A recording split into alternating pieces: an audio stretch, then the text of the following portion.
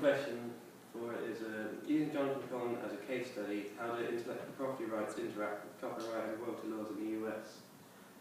And for it, it'll be focusing on independent singer-songwriters in the US.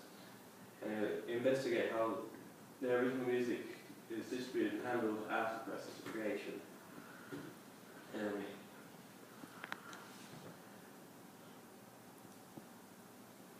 As well as how that copyright licenses affects how their work is used and expanded upon in the future. To start with, it focuses on copyright laws in relation to singer-songwriters, which will have approximately 1,000 words dedicated to it.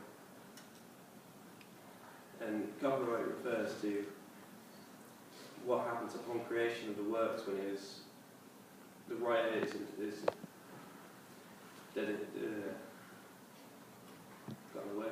the writer becomes the legal author of the work. And then a legal copyright in the US runs for about 7 years. And it gives them, automatically gives them performing rights and mechanical rights, which refers to their ability, and their right to perform their music in public, and their right to record and sell their music physically. And that is a quote I found which basically defining what copyright is in terms of music. And the next section will be the intellectual property rights in terms of music, which is very different from copyright, but it interacts in an interesting way. There'll be 1,000 words dedicated to it. And it is an attempt to assimilate a range of differing property rights which are recognised by the law, which basically refers to the intellectual property rights are based off the original effort of the piece, not the physical products created. And the main focus of the report will be on Jonathan Cohen's career, and specifically his use of the Creative Commons license, which is about 2,000 words dedicated to it. And the Creative Commons license basically refers to when a work is made and started to be distributed. An artist can choose to have it released under this license to have it able to be released and used by any other person legally, as long as it's not for profit. And Cohen makes heavy use of it in all of his works, and it's what contributed to a lot of his fame around the internet, with a lot of covers and videos being used for it. It also led to this, which was Colton versus Fox. It was something that happened around last year, or this year I think.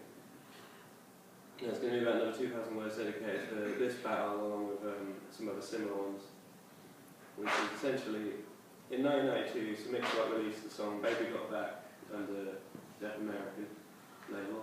And then in 2005, Jonathan Cohen released a cover of it along with his album Thing a Week, which was what made him famous on the internet. It was he recorded and played a piece of music every week. Sometimes they were covers, sometimes they were original.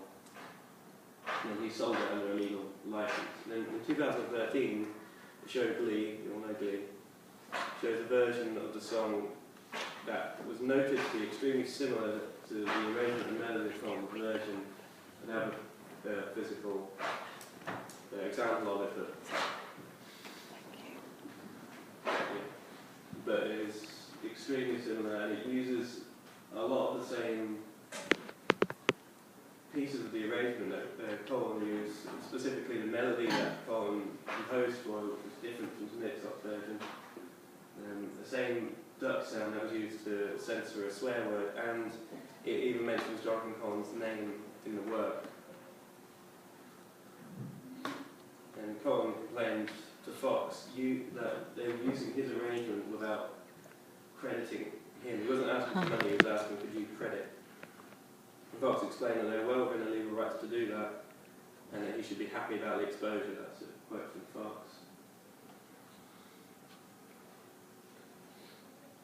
So the argument of the report is essentially, well, this section of it is what intellectual property rights are in comparison to copyright distribution laws and how they affect the two, and how it can either creatively, positively impact the works if you use things like the Creative Commons license, or negatively impact the use and versatility of the works if it is brought under the works of the copyright distribution laws.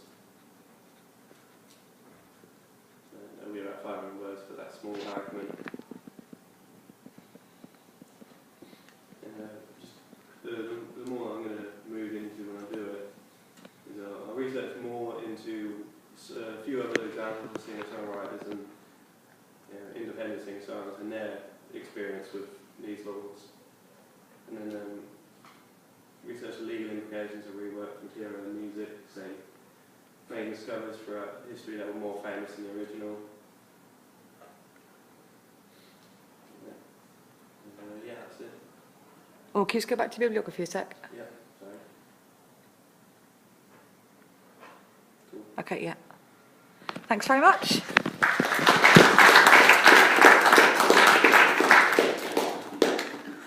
Any questions?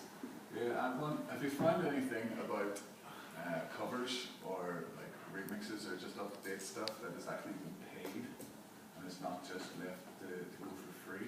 Yeah, usually if you would release, or if you cover something and then record it and release it under your own name, you would pay the original artist gets residuals, or a small amount of money from your work, so I think it would be around 20%, I think, of whatever you earn goes to that person. But obviously, Creative Commons license, if you're doing that and you're not selling the work, then you don't pay anything. Okay. I think in terms of a theoretical framework, I think it's going to be important for you to get this stuff, the legalities down first, and then we can look to see whether anything is applicable. I think certainly there will be, but I think this is the more overriding element in this particular case, if we get that sorted first. I've got a couple of questions. Why the USA, not the UK? I think it was just personal preference. Because I obviously... listen to a lot more American music, and I know a lot more independent music artists in America than I do in England. I guess I'm just more knowledgeable about their legal stuff than here. I think it's interesting that you've chosen the US. Don't forget they are a much more litigious society where they are happy to sue, and we don't have that quite so much. And I think that's probably because our legalities and our bureaucracy are much more. We get tied up in so much red tape here. But for the US, I think there's a number of examples that are really interesting.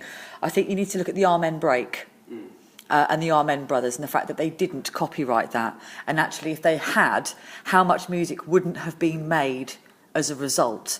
Because I think certainly now, with the way that the music is kind of working on the internet, you need to look at how the music industry in the United States is using copyright law as a control function. Okay, so I think you're going to need to kind of pay a certain amount of lip service to that quite early on in your work. Okay, because that's going to structure and inform the rest of it. Are you going to mention at any point Vanilla Ice? Yeah, probably. Okay. Because I think that's actually quite a good example. It's a slightly older one, but then of course you get the American artist using a British example, which could be quite good. Okay, great. Thanks very much.